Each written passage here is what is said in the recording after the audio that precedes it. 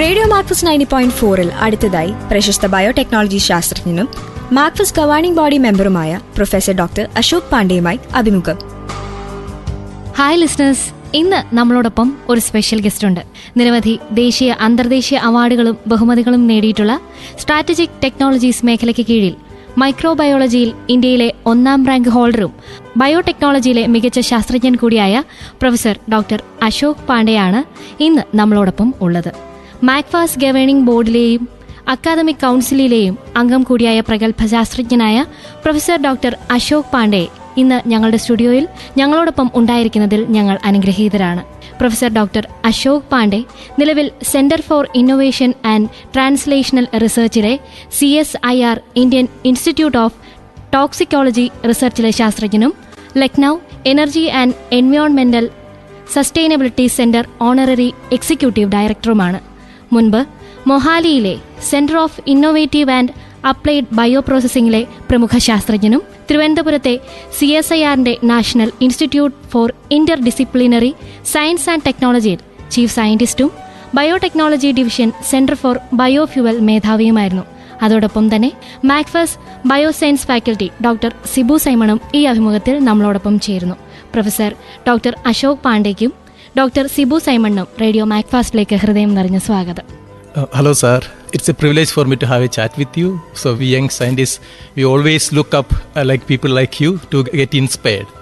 So I will base my first question there from your scientific experience. What kind of advices you can give us to be successful in our scientific career? It can be personal experience or it can be your approach to your science. Firstly, thanks MacFast and thanks Shivu for inviting me in this program. MacFast Radio 90.4. My advice, which is based on my own experience, personal experience as independent researcher, and then a person who envisages to create the largest professional society in biotechnology in India, that is the Biotech Research Society India, established in 2003. Making a similar kind of collaborative scientific organization at international level, that is called International Bioprocessing Association, and inculcating scientific temperament among the colleagues, especially the younger ones, so that they can continue to contribute well and continue to adopt research which has meaning. Meaningful research is very important. That point we have to keep in mind. A few things which are well accepted globally and which bring the benefit of science and technology in any domain to humanity in any country include, firstly, no debate something like basic research or applied research. As a researcher, the first thing is to do good science, and when you do good science, it needs to be disseminated. That means we must publish it. Remember that we are doing research. We are not doing any search, we are not doing discoveries. So research is based on existing knowledge on a specific topic on which we are working. So a researcher reads about the basic aspect as well as the contemporary literature, taking into account what is the state of art information on the topic, and then plans his or her own research. So dissemination of knowledge is necessary. That means you should not think, or any researcher must not think that I should publish or not publish.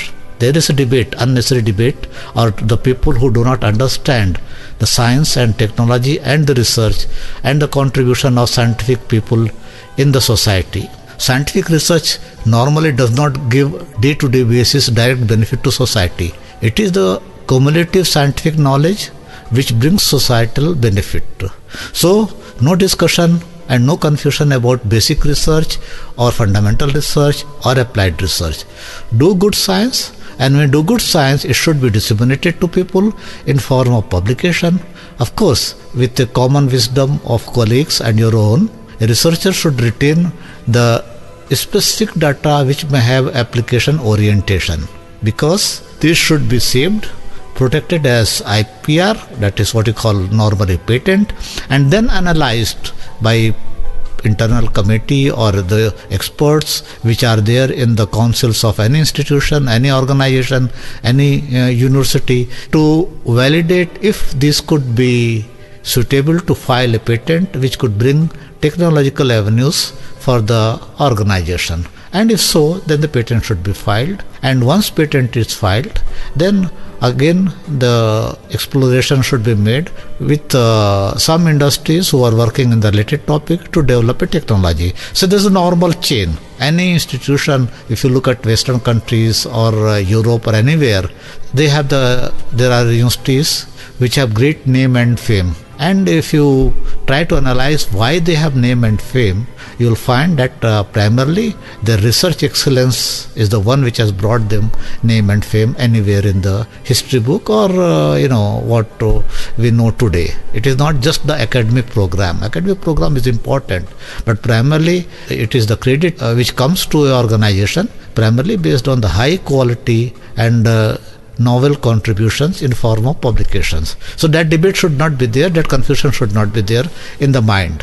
And the second point is, which is very, very important, so for our country, that we excel individually. So from the student time, and when we especially venture into research field, it is very important to understand the relevance of team building and collaboration. It should be collaboration within the group, within the department, within different departments, the institutes, and thereafter, we look at different institutional collaboration, international collaboration, all. So all those avenues should be explored and adopted. Cross-field research has much more meaningful impact than an individual research. Is very well proven. Whether it is a publication, whether it is a solution for a national problem, or whether it is aim to develop a technology in a specific area. So those points are very important.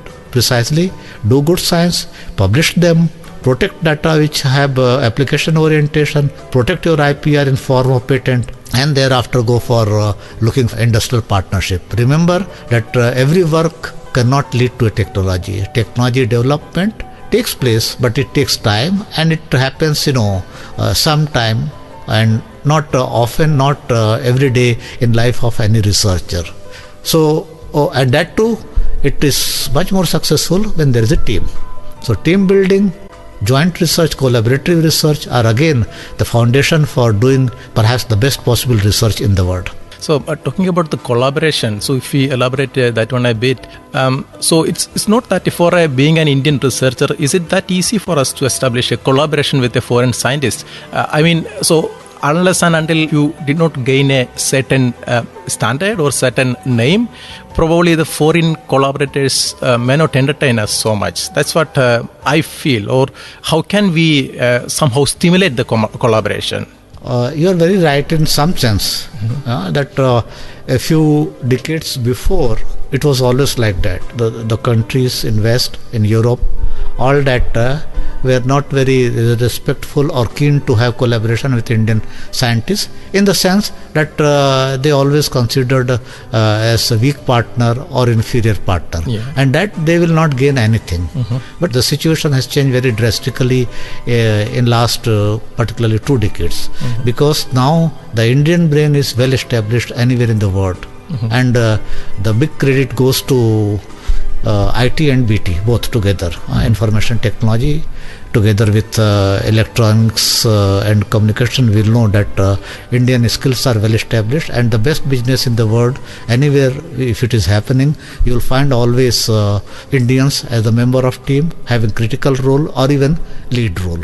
So this is the point. So this brought a big acceptance for Indian community in the Western world. Same thing has happened in the area of biological research, and particularly in our country we call it biotechnology. It is not the same domain name which is taken everywhere, but more precisely it is the biological sciences, biological engineering together, where we talk of microbiology together, medical microbiology, non-medical microbiology, or certain aspects of biochemistry, much more broadly that microbial technology and food technology, food processing, all together. So in this aspect, the impact today is of cross-field researcher. Like even if you look at my citations, etc., and all that, always there is a specific discipline mentioned, for example, the strategic sector report published by Elsevier in 2021, which has identified me as number one, and India, and of course number 4 in all domain of science and engineering. In the take of biotechnology, cross-field research, Stanford University Survey 2020 as well as 2021. So I am named as number 1 biotechnologist and number 8 in the world. So these are because cross-field. So again, the previous one, remember what I mentioned about the team building and cross-field collaboration. So it's not easy, but it is changing. And change takes place for good. We should welcome it, even if the pace is slow. So even if pace is slow, but then if your own credentials are good, I can tell you that if you look at East Asian countries, the preferential choice for their postdoctoral positions or mid-career positions are for Indians, because they know that Indian skills are proven, and then their knowledge and their IQ level for analytical, for the analysis of results or the analytical skills are very, very high. And that is why today they have preferential choice. In fact, even for that matter, if you look at most of the most prestigious universities in the US, everywhere in the postdoctoral position, and you can easily find 1 or 2 Indians in the major projects, the major groups. So we have a lot of good people who work like ambassador of the country. This is changing. It was not the same 20 years before. It is not the same everywhere, but then it is changing, and change what I am seeing is for good. Okay. This actually brings me to a related question. So we are actually, so you already mentioned that we have so many of our brilliant people working abroad. So how we are coping up with this brain drainage actually? Is it, how you see, is it actually good for us to have these people working abroad and working as our ambassadors, or it's always better to have them back, or somehow it's better to stop this brain drain and get our country benefited by these people, all these brilliant people? How do you see to it? That's actually very complex question, and it's a very complex situation. Obviously, every country would want that the best brain remain in the country, because the country has spent huge amount of money, and its a societal impact should be for the citizen of the country. But at the same time, this is a very competitive world, and as an individual, everybody has right to choose and the best job available anywhere in the world, and then to contribute some way or other in science and technology, and then whatever benefits can be brought for the country. So the world is very competitive, and in our country we know that job situation is very, very complex. At one point we have organizations, several organizations, including, for example, CSR institutes, central universities, IITs, NITs, the top institution, what we consider as such. Not necessarily that everything is really the top, but generally in our country we consider them as the top. ICMR Institute, ICR Institute, large number of positions are vacant. Why they are not getting filled? There is a question. There is no answer. Not that there is a dearth of qualified people. We all know that there is no dearth of qualified people. We all know that there is huge, unemployment. Unemployment, especially of the highly skilled people who have proven credential. So if those opportunities do not come within country, obviously the person would look forward for any other opportunity. And then why we do job? Because first we need our needs to fulfill, and from needs we need more money to move into life of comfort. And once we have enough comfort, then we aim luxury in the life. This is human being. No, we are not. No one is superhuman. No one is God. We are human, and human desire is always there to have more and more. These are the simple things we have to accept. So not that people do not contribute some way or other. Even those who are abroad, most of them have gone to different countries under contracts with an Indian company. That means there is always revenue, if not full, a portion coming to India. So country is getting benefited. Okay. Country is not getting benefited 100% utilizing the skills and brains and capabilities of the person. But then, if that facility, if that opportunity comes, I can tell you within India, I can tell you that perhaps more than 90% people would be quite keen to come back to India. Okay. Provided social conditions and other situation also changes. Okay. We are a country who love to have emotions. Emotions for the family, emotions for everything, emotions for our festival, and that makes you to go back to your own people, to your own country, and all that. So everyone has one major reason: the family, the country, the society, whatever. So if such opportunity comes, majority I think will come back. As many as I know. Okay. Why this opportunity is not there or not coming? That is a very wide and this is a complex question. And somewhere. Not that there are no policies. There are huge opportunities, large policies to attract Indian brain to come back to country. But implementation part is extremely poor, extremely weak, and then also has a lot of flaw. Where the right person, if not all, mostly, then at least at times, do not get the right opportunity to work. Why so? I think that we leave from discussion of this. നിങ്ങൾ കേട്ടുകൊണ്ടിരിക്കുന്നത് professor doctor Ashok പാണ്ഡെയുമായുള്ള അഭിമുഖം. ഇനി നമുക്ക് ചെറിയൊരു ബ്രേക്കിലേക്ക് പോവാം. കേട്ടുകൊണ്ടിരിക്കും radio മാക്ഫസ് 90.4 നാട്ടുകാർക്ക് കൂട്ടായി. പ്രൊഫസർ ഡോക്ടർ അശോക് പാണ്ഡെയുമായുള്ള അഭിമുഖം തുടരുന്നു. I think DST and DBT, they have this initiative, this Ramalinga Swami Fellowship. I think it's a very good initiative because initially they started getting very few applicants, but now they have quite a good number of applicants. So that we can see. If you look at, it's just not that only. In fact, many organizations have this kind of program where Indians working abroad, they can come back. CSIR has started such a program. They call it Fellow of CSIR.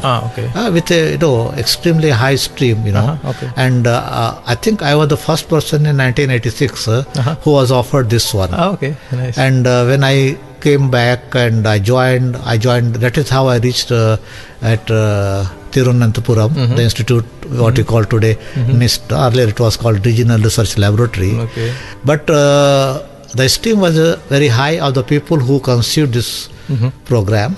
And this program, involved offering CSR fellow position to all the age group people, even those who were 50 plus. But then there were levels. So depending upon the age and experience, level 1, level 2, level 3, and up to professor level or up to senior scientist level that were there. A lot of people came back under this program, and so DST, DBT, Ramalingam is there. Then there are several other. For example, DBT itself has another fellowship. They call it Energy Biosciences. Overseas fellowship. They all are more or less equivalent. Then there was a special scheme by UGC for women. Like that, many scientific organizations and MHRD etc. have several such program. And the idea in all this is that the skills and capabilities of the person are well proven. That is how the person, went abroad, did work, whatever work, postdoctoral or has been a regular position, scientist, researcher, whatever. And then we evaluated and found them suitable for our organization. So now it is very important when the person comes, there is huge difference in working ambience and culture in our country and those countries, especially in the West or East. Europe, East Asia, working culture, etc. Everything is very different. And the facilities. We cannot equate ourselves in any of those things, except maybe some organizations. I would not say that there is absolutely lack, but then there are, mismatches. So it takes time for the person to get readjusted in those one. So that some kind of, moral support and some kind of grease support should be there. Okay. Grease, Yeah, you know. yeah. And Okay. thereafter, day one itself, we do not get fund for research. Okay. Yeah. And Okay. research is very expensive. Okay. Particularly if you want to do a competitive international research, we know that the instrumentation facilities are very, very critical, Okay. which we like very strongly. Yeah. And even in the best institutes, not that everything is available. Even if they are available at central facilities, they work, they do not work, and then sometime you have to wait even a month for a spectral analysis. Okay. no? Yeah. This is not the case Yeah, exactly. when you look at Exactly. those places. Yeah, sure. You give it and you get it. And then there are people who are expert, because this is also important. How do you do the analysis? Everything we cannot do our own. no? Yeah. Okay. Yeah. So things in this direction are also changing, and so I'm quite optimistic on all these aspects. I'm very clear that these are not happening at the pace at which they are required. Okay. And then, so again, come back to the same point. There is no lack of policy. There is no lack of pathways. Yeah, sure. Their implementation part, the Implementation, people who yeah, are sure. responsible to implement, Okay. it is their short eyesight, Yeah. how to implement, Yeah, or yeah. lack of vision. Yeah. And then many other things are there which we all know that sure. there is sometime not a fair deal, and with selection and all that. Yeah. So, but then human error is there. I do not want to, again, as I said, that I do not want to keep looking at the negative aspect. I always try to be optimistic, thinking that things are improving, things will be good. So, this is the point. Sure. Given the opportunity, Yeah, I'm yeah. sure that most of the people would want to come back. Okay. But then that individual's comfort, individual's need are important. Yeah, sure. And money Yeah. is important. Money is not everything, but money is very important in the life. Oh, yeah. Okay. And just for your note, I think we have KCST. We have the Yes, I know. Kerala. Yeah. Under they have a biotechnology commission. Yes. They also have a re-entry fellowship now. Yeah. Okay. Yeah. Somebody just said like to me. Ramalingam Swami. Yes, Same somebody said to conditions. me. Actually. Right. Yeah. Because I don't remember, but someone recently informed me about that he has come back on this. Recently. So for 4 years they didn't advertise, but now I think recently they advertised. Right, the call is open now. Yeah. Okay, so regarding the research funding, so I am asking in a common man point of view. Yeah. So if I ask them that I got a research grant worth 30 lakhs, they're all getting shocked. Actually, so that's a huge amount of money what you are doing with this money. And after all, when they ask, we are actually answerable because they are the taxpayers and we are getting the money from the taxpayers. So I will try to explain them that, okay, so what are the shoe what you wear, the cloth what you wear, it's some or other way the result of the research what somebody did in the past. So if somebody is asking the same question to you, how you would convince a common man that this spending money for research is quite an important thing? Yeah, this is a good question, and we should not be shy in telling. One point you have to remember.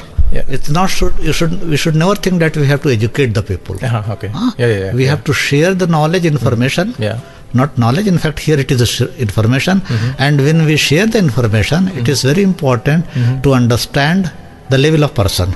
And we have to reach. Yeah. Try to reach at least to the level of person. Then only you can explain. Then only we can smoothly communicate. He or she will understand. Yeah, sure. Yeah. So the benefits of research, the good ways are to explain about the use of telephone, cell phone, about the use of WhatsApp, in terms of these technologies. Sure. And then again, the revolution which has happened in our country on food processing, and the availability of, when we reached Kerala, it was too difficult to get any vegetable which commonly we use in North India. Today, anywhere in Kerala, you get it. Yeah, sure. And this all has happened because of the technological development. Sure, So these are the few things we have to explain. And very rightly you mentioned that the shoe which you are wearing, or the cloth which you are getting, today we are getting cotton. In Kerala we prefer cotton. But then this cotton is very different than the cotton what you used to get 20 years before. So it all because of, and as far as the research fund is concerned, that he said that it is primarily for the salary of the people who are involved, and some analysis. Otherwise they will think that it is your personal money. Yeah, sure, exactly. That is what they conceive initially. So I will ask you a hypothetical question. So one 22, 23 years old young boy asks you, sir, what is the real attraction of a scientific research career? What are the attraction? If I want to take up research as a career, what are the benefits? What are the attraction there? If some energetic young guy asks this question, how you would convince him that this is actually a good profession for him to take up? I do not give a quick answer. I try to make them understand what is research, who should take it. Okay. Those who want to take it is for career development. No. Okay. It is not a career development job. It is not a job. It's very important that unless we understand that research should be a passion. That means you do a job, primarily you use your brain. If you take research, it has to be passion, where your heart and mind both should work in tandem. Okay. A researcher, if takes as a career, then it will be 9 to 5 job. That means he will be below average or she will be below average in performance. If it is a passion, it could be 9 to 2. I have done, I don't feel like working, I am going home. And in a good organization, nobody will stop that person. Or it could be 9 to 9, 9 to 11, sometime 9 to 7. And it happens. You all know that as a researcher for your project, there is whenever there is a requirement to attend the work, if there is a data analysis, it can wait. But all other kind of analysis, if it's experimental, it cannot wait. So there is no hard and fast time. There is nothing like Saturday. There is nothing like Sunday. No, if you can plan well, obviously it is okay. But then somebody else has to take care of your ongoing experiment. That means again here the importance of team comes. There is nothing better than getting the satisfaction. Any service, any job, you become CEO or you become vice chancellor, CEO of a company, you become managing director of company, you become director of the institute, anything you become. If you have no satisfaction, then it has no meaning. You will not be peaceful. Any money will not give you the happiness. But if it is a passion and if you are satisfied with your profession, that brings you happiness. Any profession you adopt, profession in the sense after obtaining professional degree, a job which you take it, you have to see accordingly. Getting happiness of your job is very important. So I will ask you the very casual last question. So you lived in Kerala for almost 30 years. So what do you like about Kerala? What you don't like about Kerala? The first part is much easy. We like the natural beauty of Kerala. In fact, as much Kerala we have explored, we used to say to our friends that perhaps no one in Kerala has explored those places. That's true. We don't travel much actually. Initially when we arrived here, 2 small kids, and we had a scooter. And most of the weekend around Trivandrum, we used to spend on Saturdays and Sundays. I had not so much work pressure also and all that. Slowly it changed, and scooter became car and car became big car and so on. But then that happiness, we just started to get visited the places. This was one thing. And the friendliness of the people. That many a time that we have such a amusing experience that we did not know Malayalam. Everywhere people were there, anywhere in the market, anywhere on the tourism places where we went, did not know anything. Because tourism industry was not so developed. It was very poor. There was nothing like tourism industry. Then we really loved the Kerala food, especially idli, dosa, appam and all that. You must be missing those things now. Too much. So the first day we came, next day itself, we decided that we'll go to Aranivas to have that meals. And today morning when coming, they asked chapati and all that. I said, no, I want ghee roast. So the people, the food, the natural beauty, and then ease to do the job. It was very easy. That it is changed now. It's changing anywhere in the world. Change is the law of nature.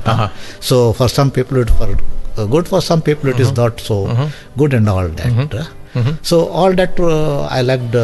Not only I, we liked so much, and all the good things in our family, in our life, has happened in Kerala. 30 years of life, very pleasant, all happy and good things happened in our life. So that way we say always that we are Keralite. we are not Malayali. Malayali is by birth. But we are 30 years of Kerala, of so course, we are Keralite. Good part of your life you spend yes. here. Yeah. And in fact now sometime it's very interesting. Sometime I am introduced to people in my institute in Lucknow, and they say that he is from Kerala. Okay. So these are all good things, and our children have all very sweet and good memories. Okay. And that is how we have our house in Trivandrum. Okay.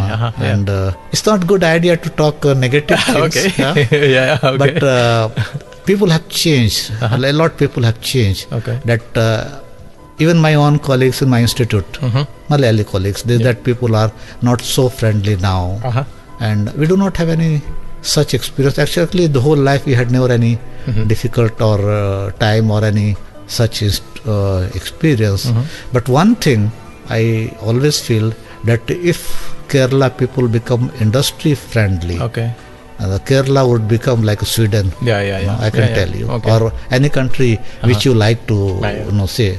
We will change the capability of people, sure. the intellect of people, and the discipline at work. Amazing. Really? Okay. These are amazing. Good to hear. Together with the desire to follow the rule. Okay. So if we could change, I do not know what are the things required, how to change that. But if you could change that one, then I think that we will be number one in terms of development and human index in the world. Okay. With the concept of hygiene, with concept of cleanliness, with concept of simplicity, So concept of sanitation, concept of good medical, facilities. So I wish that it changes and we become number one. Okay. Even the education, the school education, we all know that Kerala school education is very strong. Okay, so pleasure talking to you, sir. So thank you so much for your valuable time. Thank you. ഇന്ത്യയിലെ നിരവധി സർവകലാശാലകൾക്ക് പുറമെ France, Brazil, Canada, China, Korea, ദക്ഷിണാഫ്രിക്ക, Switzerland എന്നിവിടങ്ങളിലെ പ്രശസ്തമായ നിരവധി സർവകലാശാലകളിൽ visiting പ്രൊഫസറും ശാസ്ത്രജ്ഞനുമാണ് പ്രൊഫസർ ഡോക്ടർ അശോക് പാണ്ഡെ. അദ്ദേഹത്തിന്റെ ക്രെഡിറ്റിൽ 1600-ലധികം പ്രസിദ്ധീകരണങ്ങളും ആശയവിനിമയങ്ങളും ഉണ്ട്. അതിൽ 16 പേറ്റന്റുകളും 108 പുസ്തകങ്ങളും ഉൾപ്പെടുന്നു. വിലപ്പെട്ട സമയം ഞങ്ങളോടൊപ്പം ചെലവഴിച്ചതിന് ഉള്ള നന്ദി പ്രൊഫസർ ഡോക്ടർ അശോക് പാണ്ഡെയെ അറിയിച്ചുകൊള്ളുന്നു. ഒപ്പം തന്നെ മാക്ഫേഴ്സ് കോളേജിലെ ബയോസയൻസ് ഫാക്കൽറ്റിയായ ഡോക്ടർ സിബു സൈമണിനെയും നന്ദി അറിയിച്ചുകൊള്ളുന്നു. Thank you so much sir. നിങ്ങൾ ഇതുവരെ കേട്ടത് പ്രശസ്ത ബയോടെക്നോളജി ശാസ്ത്രജ്ഞനും മാക്ഫസ് ഗവേണിംഗ് ബോഡി മെമ്പറുമായ പ്രൊഫസർ ഡോക്ടർ അശോക് പാണ്ഡെയുമായുള്ള അഭിമുഖം. കേട്ടുകൊണ്ടിരിക്കും റേഡിയോ മാക്ഫസ് 90.4 നാട്ടുകാർക്ക്